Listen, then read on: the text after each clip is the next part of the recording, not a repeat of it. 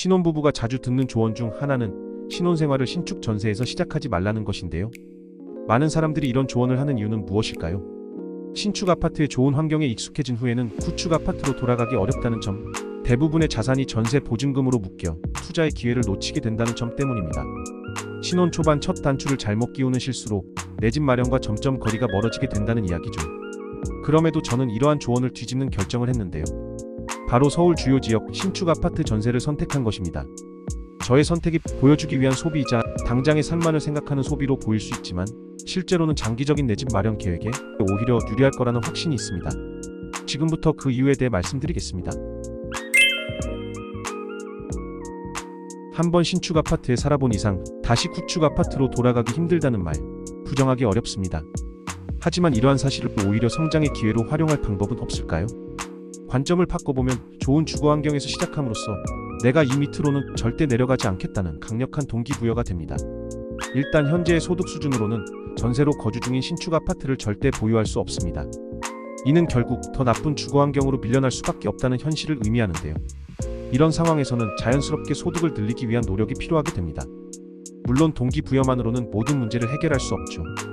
하지만 저는 목표의 크기에 따라 노력의 정도가 결정된다고 봅니다.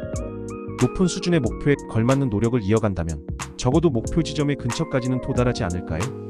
이렇게 좋은 집에 내가 어떻게 등기를 치겠어? 라고 생각하기보단 어떻게 하면 이런 집에 계속 살 수 있을까?를 고민하는 것이 훨씬 더 생산적입니다.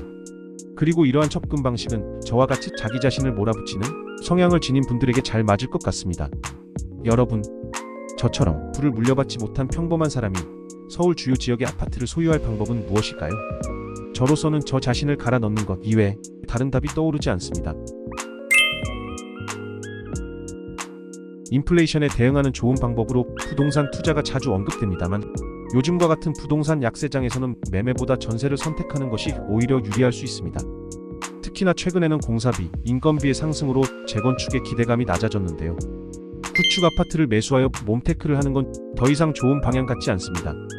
이런 상황에서는 전세를 통해 자산을 안정적으로 보호하며 소득의 파이를 키우는 데에 집중하는 것이 경제적으로 합리적인 전략 같습니다. 우선 저처럼 주식, 코인 등의 투자에 재능이 없는 분들이라면 자산을 전세금에 묶어놓는 게 나쁘지 않은 선택일 수 있고요. 이와 더불어 젊은 시절 주거 환경에 투자하는 것은 결코 낭비가 아니라는 생각입니다. 더 나은 주거 환경에서 살게 되면 일과 삶의 능률을 향상시킬 수 있고 결국에는 본인의 소득을 늘리는 데에도 큰 도움이 됩니다. 특히 사업이나 부업을 운영하는 분들에게는 삶의 질 향상이 더 큰 재산 증식의 기회로 이어질 가능성이 있습니다. 이쯤에서 중요한 질문 하나를 던져보겠습니다. 여러분이 돈을 버는 근본적인 목적은 무엇인가요? 저의 경우 돈을 벌고 열심히 일하는 이유가 결국 좋은 환경에서 편하게 살기 위함이라 믿습니다. 예를 들어 직주근접, 그리고 내 가족이 살아가야 할 쾌적한 거주지의 가치는 결코 돈으로 환산할 수 없으며 이는 당장의 자산이 오르는 것보다 훨씬 중요할 수 있습니다. 제가 신혼생활의 시작을 좋은 입지와 편리한 교통이 있는 곳에서 하기로 마음먹은 이유도 여기에 있습니다. 실제로 이런 결정은 전세집의 기회비용을 상쇄하고도 남을 만큼의 가치가 있다고 느껴집니다. 특히 역세권 아파트에 살며 긴 출퇴근 시간이 대폭 줄어들었고 늘어난 시간을 다른 생산적인 활동에 할애할 수 있게 되었습니다.